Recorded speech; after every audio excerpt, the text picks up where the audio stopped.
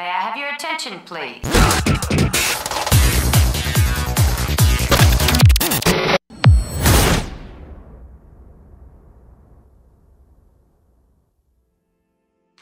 guys, marinig natin yung mga buto. Ay, mga buto, mga tunog. Sakto to, kagagaling lang namin ng biyahe sa Nueva Vizcaya. So, paparelax tayo. Hindi ko alam kung paparelax o papabaldo tayo dito kay Sir Aris.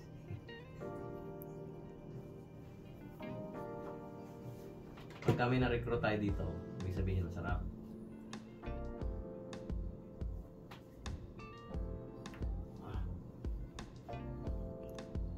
Yun. Hindi pa napipi. Ano nga lang ako? Akit na taas pa, may mga tayo ganito. Yeah.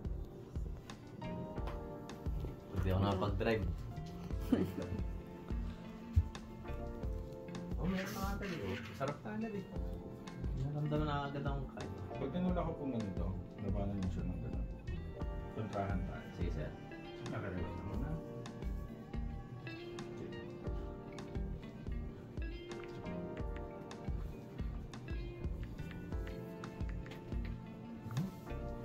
Hindi ko alam kung kami kilala ko to. Braso niyo sir. Braso nito. Hindi mo nararamdaman yun dito. Meron kanina eh. Okay. Unahin natin yung balakan niyo, sir. Hiya kayo diretso. Ito na. Ay!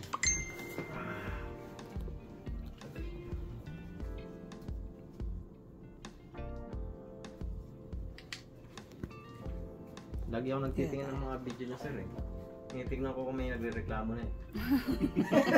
Hindi ko inaabangan yung magagandang comment. Sabi ko, hintay lang ako may magreklamo para hindi ako tumuloy. Eh wala. Sabi ko, hindi siguro na-upload.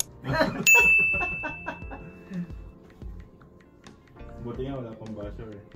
Wala ba sir? Mataas ang rating niyo sir eh. Nakita ko sir, di ba? Yung sa post niyo. 100. 100% sa 2.5k ba yan sir? Tama ba? 100 reviews. 100 reviews so 100% na. Puro lahat po yung ano.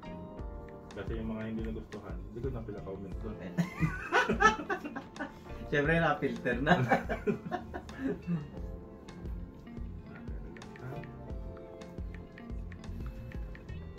Ah! Ah!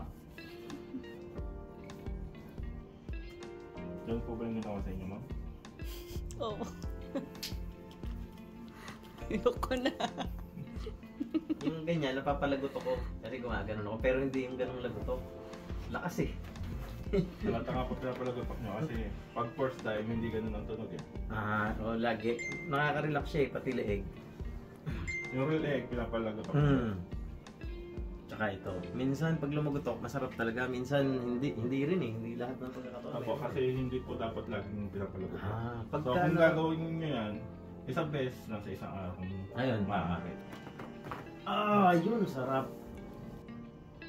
Uy.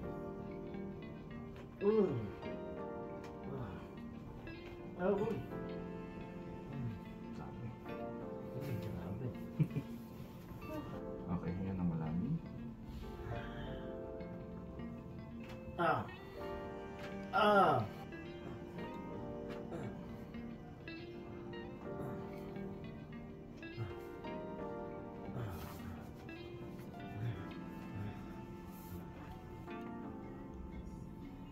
Aroy. Aroy.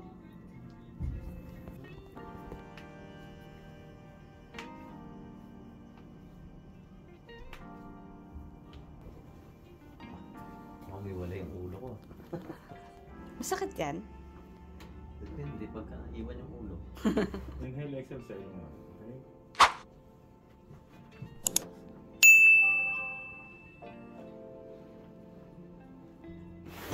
Pucha. Sarap. Nakakabit pa yung ulo. Ha? Nakakabit pa yung ulo mo. Ay, sarap puminga.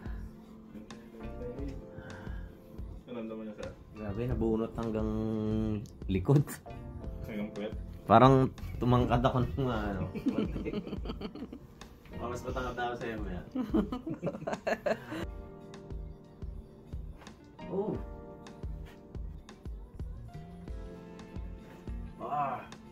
Tulad ng... Tulad ng mababawasan ng 1,000. Magaan. Sige, proper posture tayo. Habang inaano ka pa kayo na assess. Yan.